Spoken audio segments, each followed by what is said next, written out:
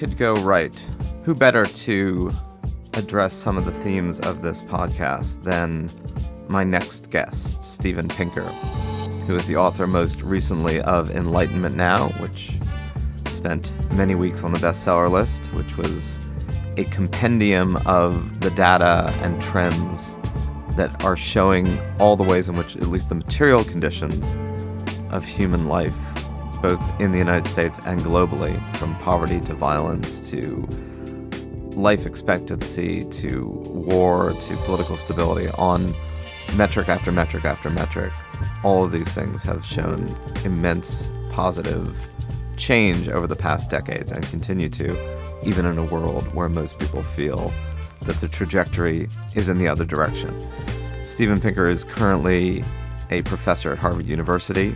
He is Canadian, grew up in Montreal and earned a BA from McGill and a PhD then at Harvard. He's taught at Stanford and MIT and began his career as a linguist, and a lot of his work grew out of his scientific work as a linguist.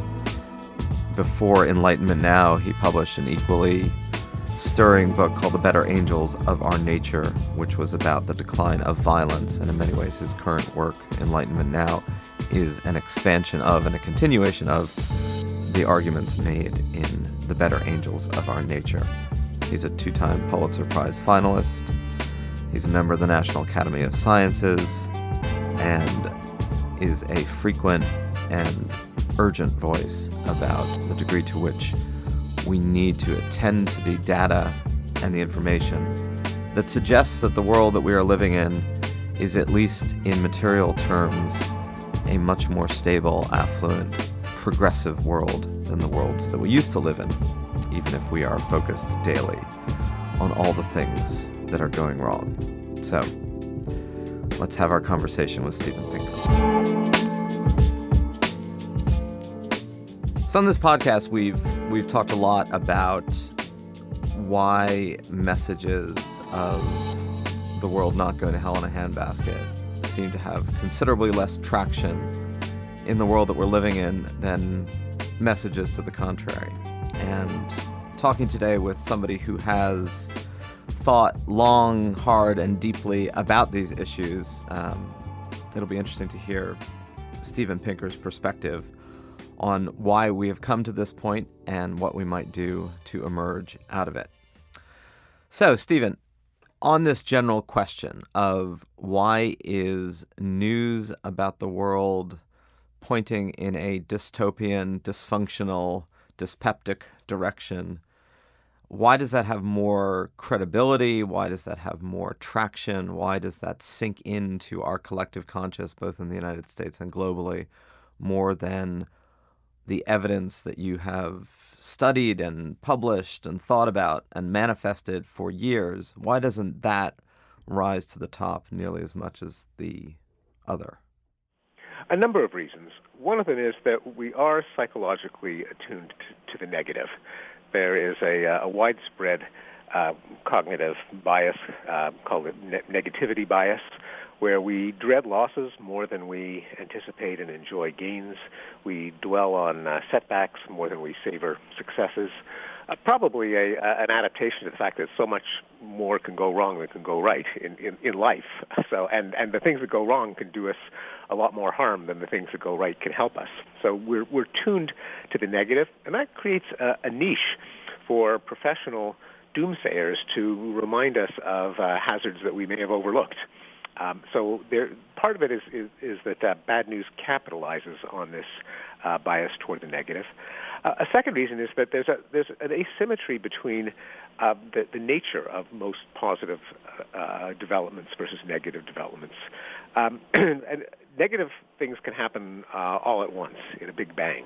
There can be a terrorist attack, an explosion, an invasion, an industrial disaster. But good things aren't built in a day. There's never a sudden explosion of food production or just overnight where suddenly the world is much better off, whereas the world can get much worse off very quickly. And so if journalism is tuned to events rather than trends, then it will naturally tilt toward the negative. It's easier to tear something down than to build it up. An example from the economist Max Roser is that if the news could have run the headline, 137,000 people escaped from extreme poverty yesterday, every day for the last 25 years. But they never ran that headline because it never happened, on a Tuesday at 3 o'clock. And so more than 1 billion people escaped from extreme poverty over the last 25 years, and no one knows about it because it didn't happen all of a sudden. There are a couple of other reasons. One of them is that there's also a certain moral and reputational advantage that the prophets of doom can accumulate. They are seen as more serious and engaged and concerned. A writer named Morgan Housel said that pessimists sound like they're trying to help you. Optimists sound like they're trying to sell you something. And that, in turn, I think, comes from the situation that to criticize society is also tempting because it's a backhanded way of criticizing your rivals.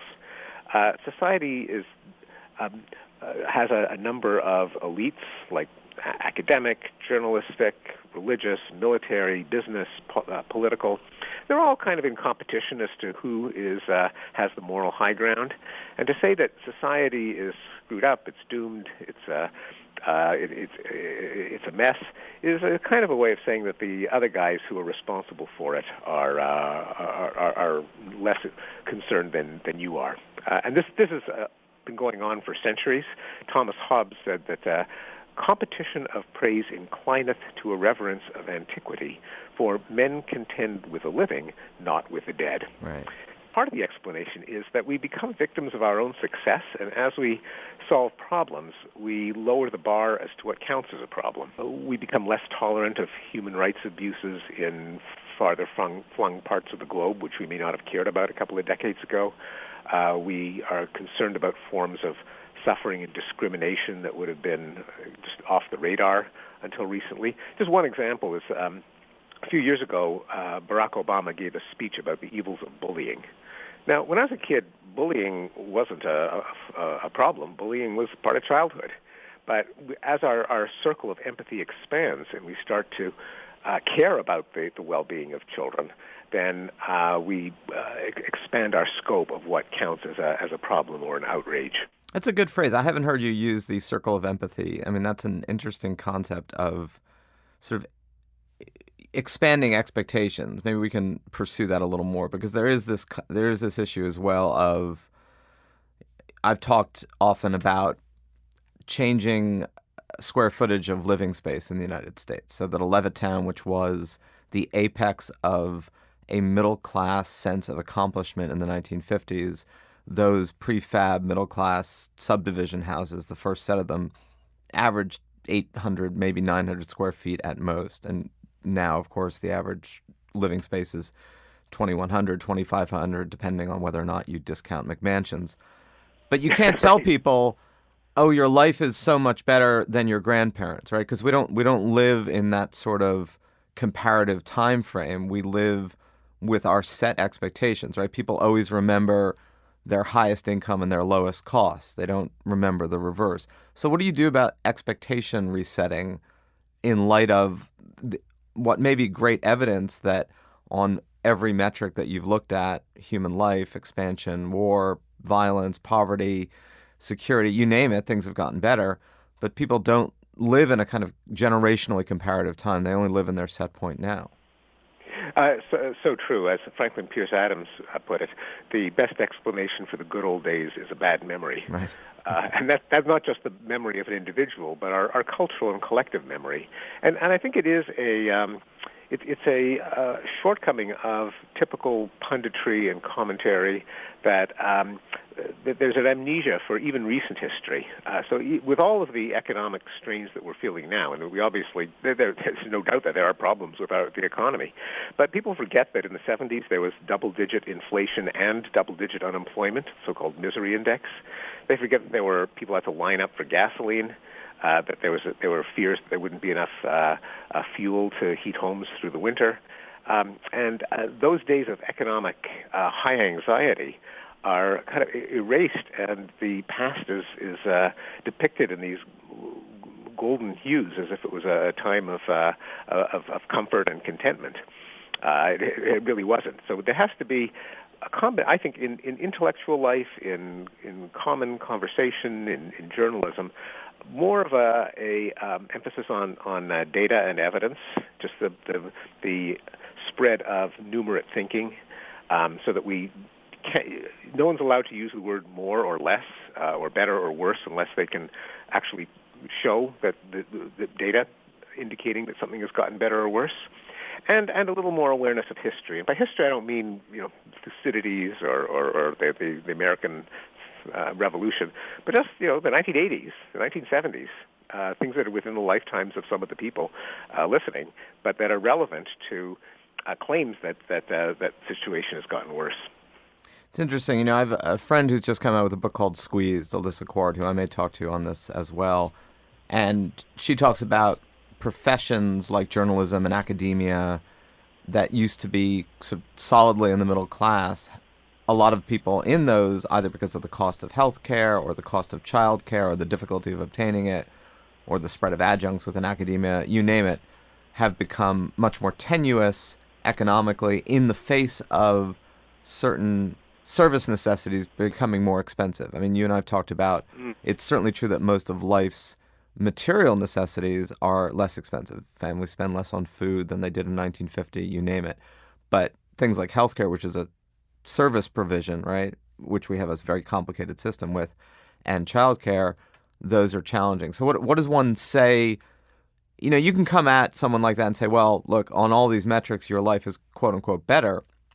But they're sitting there going, no, my life is incredibly tenuous. How does that bridge get made? And I'm not saying this, antagonistically to anything you're saying. I'm just saying, how do you engage that conversation?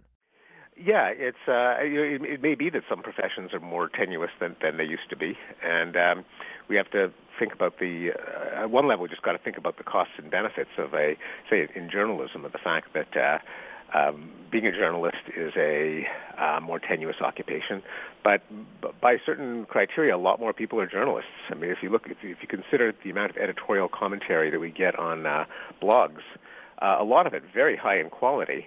There is a kind of improvement from the days in which you'd get, three people staking out real estate on the New York Times op-ed page, and you'd see each one of them twice or three times a week.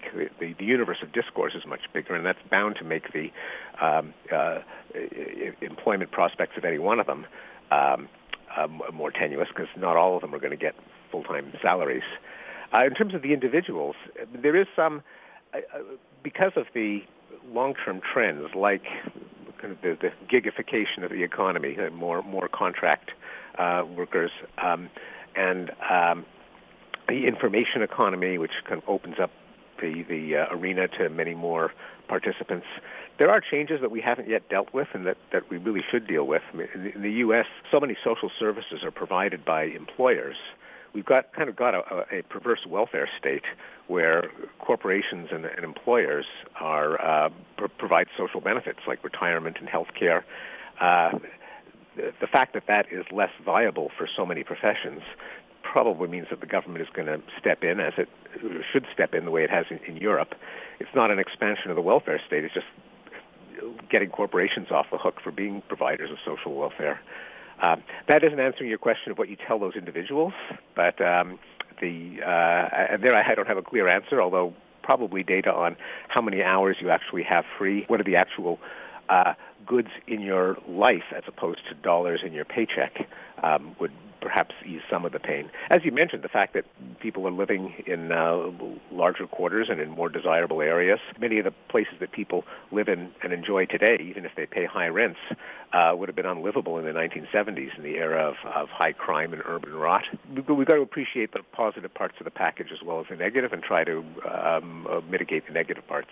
I mean, it may also be that part of the response is that a generalizable trend or reality does not erase multiple specifics that may not be in sync with that, right? So you can say there is a general truth that doesn't apply precisely or exactly to every single person, but that the general truth is a story that we tell ourselves. Oh, absolutely. That then shapes our kind of collective attitudes. I've thought a lot about this and I wonder if when you've looked back a little bit, it is true that there's a negativity bias. It's true that you can look throughout the past at the tendency of human beings to privilege the dystopian over the utopian or the negative over the positive. But in the United States, for instance, if you looked at headlines or magazine covers of Fortune and Time magazine throughout the 1950s, they were full of sort of euphoric promises of progress and the future and the problems that were being solved and the human capacity that was being unlocked.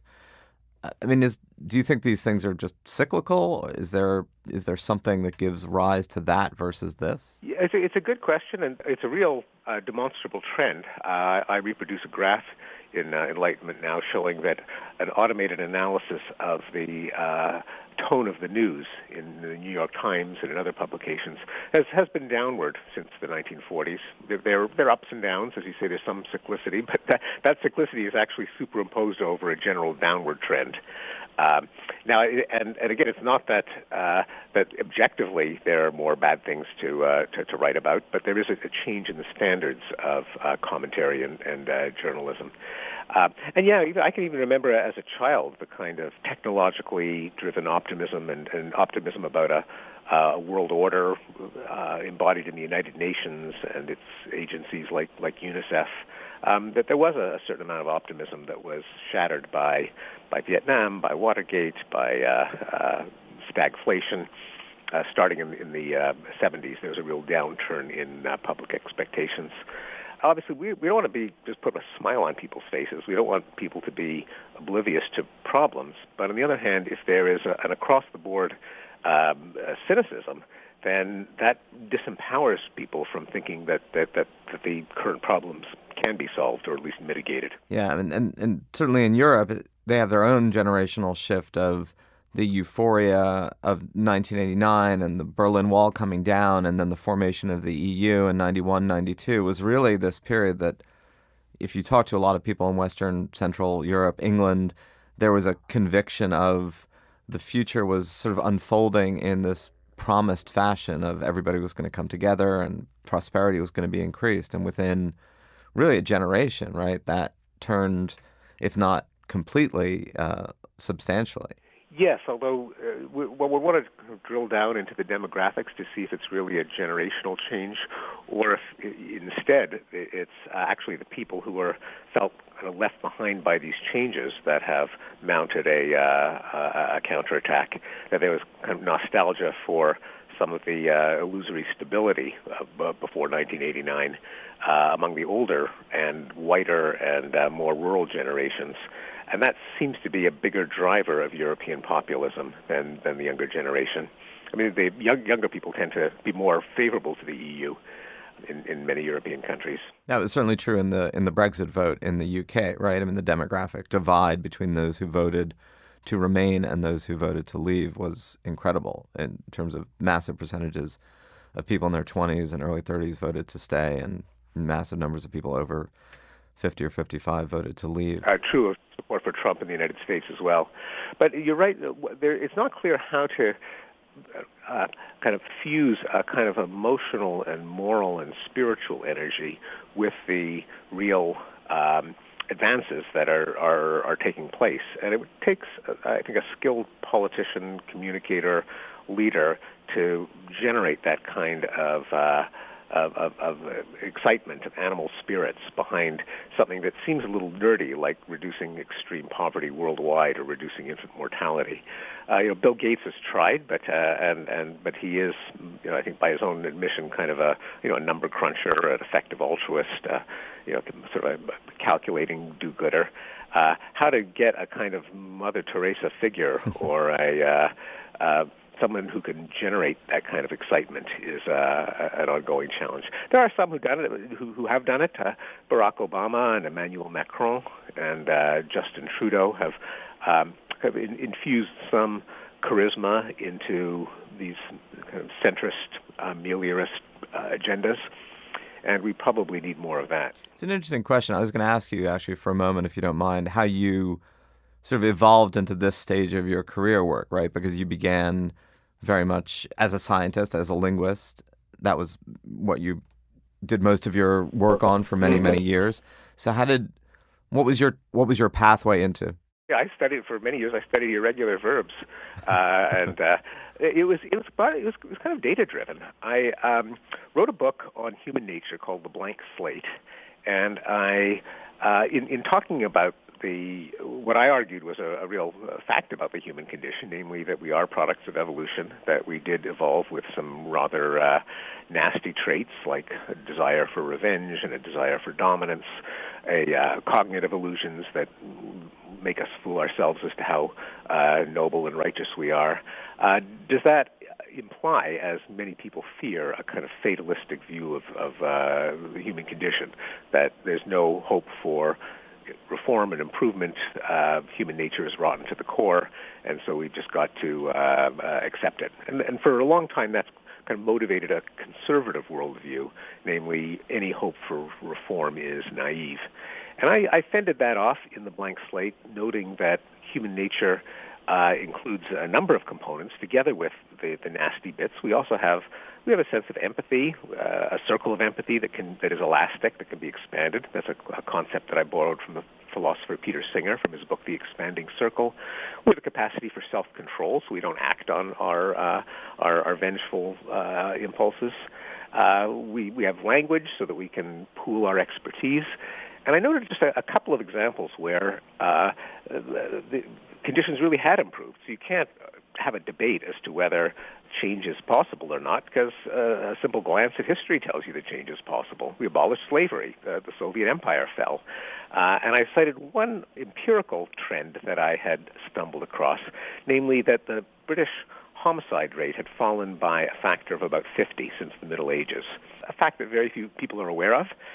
And when I repeated these observations in a blog post, I then got mail from historians and political scientists and sociologists saying, there are many more examples of declines of violence that you could have written about as well.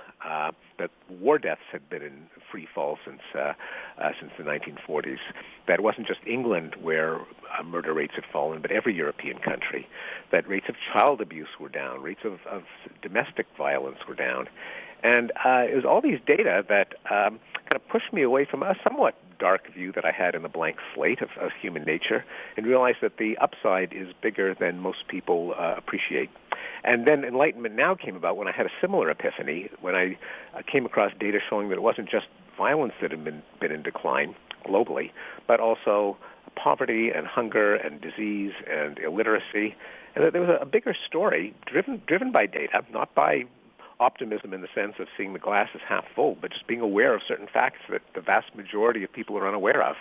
And so I wanted to put them between two covers and have a coherent narrative as to how this could have happened, which I attributed to the ideals of the Enlightenment, namely that we can use knowledge and sympathy to improve the human condition. It's interesting to hear you describe your sort of intellectual pathway, and that your passion for bringing to life the data and information about the world getting better was born of early work that was acutely sensitive to the degree to which human beings can create a world that is nasty, brutish, and short, or, to borrow from Hobbes, or that, as you put it, the nasty bits, that there is a dark aspect of our wiring, of our nature, that has been ameliorated, but it also begins with a much more complicated core, right? That there is a messy mix of characteristics that human beings have. So, yes, and it points to a particular kind of political philosophy, the combination of an acknowledgement of the dark side of human nature with the possibility of human progress. Well, how do you reconcile those? And the answer is through human institutions and norms, things like liberal democracy, international organizations, rule of law, science, free press. That is creations by which we try to develop workarounds for the blind spots of human nature and leverage the cognitive and emotional faculties that we have to improve human well-being, despite the fact that human nature might always drag it back. It's interesting. I mean, I know you know well the work about the selfish gene, right? That there is. Mm-hmm. So how does that play into, because you could think about the present, both in the United States and globally, as an excess of or an efflorescence of, depending on whether you think it's positive or negative, of democracy, small d democracy, that everybody currently alive is merging into a state where they feel like their voice matters or should matter, and therefore their perspective, analysis, and beliefs should matter. That the institutions you talk about that were responsible for a lot of this amelioration, like all institutions, all norms, and all rules, they exclude some people just by definition, right? You create a norm, there's a lot of people, some people just aren't going to accord with that or don't want to listen to it. So I wonder to what degree some of what is going on is, yes, those institutions and those norms that were responsible for a lot of what you chart are no longer as acceptable because there's enough people for whom they were never acceptable, or who feel oppressed by them, or feel like, I want to make up my own norms. Yeah, I mean, and there are certain kind of built-in contradictions in the idea of democracy, noted since the time of Plato, at least, that on the one hand, giving power to the people is not necessarily a recipe for human improvement. There's a kind of anarchist libertarian characterization of democracy as two wolves and a sheep voting on what to have for dinner. So that's of course why democracy has to be fused with declarations of inalienable rights, of bills of rights that kind of draw a red line of what a democracy with all of its power just cannot do, is not allowed to do. So that's one of the tensions. Another one is that the problem with democracy is as H.L. Mencken put it, it's the idea that people know what they want and deserve to get it good and hard. The vast majority of people are almost comically uninformed about the issues of the day, about how government works, about how any of the what the realities are of the various policy proposals. Most people can't name more than one or two Supreme Court justices. They don't know how many branches of government there are. They don't know who we fought in World War II, and they're determining how to run the country. So on the one hand, we can't have philosopher kings, just technocratic experts. On the other hand, it's almost a taboo against pointing this out. Most people really are not equipped to make decisions about how society ought to be run. And so democracy has to muddle through this contradiction and have some degree of insulation from the passions of the day and the prejudices and of uninformed people, while at the same time not acting against their interests, in ruling with the consent of the governed. It's always going to be messy and imperfect, and I think part of the getting people to appreciate democracy is to appreciate that this messiness is not a breakdown in the system, but it's inherent to the system. That democracy has always been messy and ugly and involving kludgy compromises, and it's just impossible for it ever to work as smoothly as the idealizations would have them. Yeah, I mean, you can certainly point out within American history alone, right, no matter how partisan Congress is now, no one is walking into the chamber with a cane and nearly beating to death another representative, as happened on the eve of the Civil War. Although you are left with this weird reality globally right now, which is you have, as you put it, the libertarian anarchic tendencies of American democracy on the one hand, and then you do sort of have a philosopher king technocratic elite model in China, which is highly autocratic and deeply not representative, but does sort of follow the mode of Western philosophy of the people who are most educated, most skilled, most able to sort of the elite who care for society. And increasingly around the world, right, the China model has a great deal of appeal, and the American, Western European liberal democracy model seems to have less. Well, it's not clear. It's not as if Western Europe, as any country, has adopted the Chinese model of kind of a ruthless meritocracy, or at least what they think of as a meritocracy. The kind of nationalist populism is somewhat distinct from Chinese technocracy. Oh, totally. There is something of a fading of the enthusiasm for liberal democracy, which I think is a real problem that we fans of liberal democracy ought to try to remedy, and some politicians have. On the other hand, we shouldn't again, be too nostalgic for earlier times in measures of how many democracies and autocracies the world has. They differ somewhat, and some of them show a bit of a recession, but the world is vastly more democratic than it was a couple of decades ago, no matter how you count. I mean, people forget that not so long ago, Spain and Portugal were literally fascist dictatorships. Not fascism in the sense of the nasty insult that you call people you don't like, but they really were fascists. Yeah. Greece was under the control of a military junta. Most of Latin America, most of Asia, Eastern Asia, South Korea, Taiwan, and all democratic now. There are a bunch of democracies in Africa that work halfway decently, and to say nothing of half of Europe being behind the Iron Curtain. So for all of the recession of democracy, the world is still a lot more democratic than it used to be. And even the autocracies. I mean, China being a really good example, right? It may be autocratic and it may be controlled by a domineering party that calls itself communist, but it's a whole lot less violent and less physically repressive than it was at any point from the late 1940s until the mid to late 1970s. Absolutely, yeah, and that's something that people also tend to forget, that Mao had his vicious, harebrained schemes like the Great Leap Forward that resulted in the deaths of literally tens of millions starving to death. And he was quite explicit that he didn't care.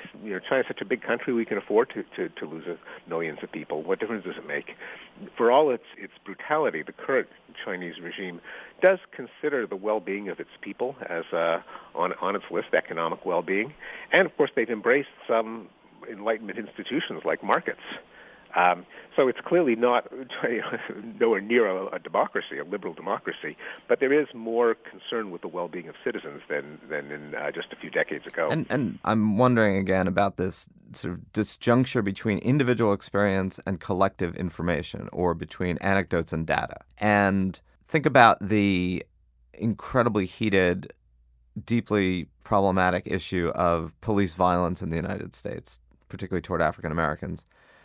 Many people would say, look, on most reportable statistics, it would seem that there may in fact be much less of this, and that we pay attention to the egregious violations of norms and good behavior. But then you have the ability of cell phones and body cameras to capture every bit of information about every single experience.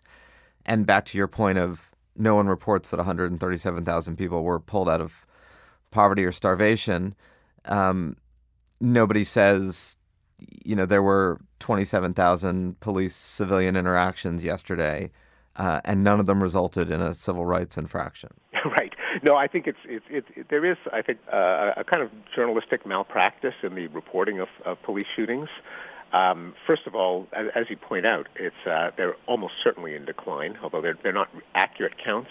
But in the 60s, in those urban riots in Detroit and Watts and Newark, police would shoot African Americans, a dozen a night, and it was just considered normal part of what happens in a riot.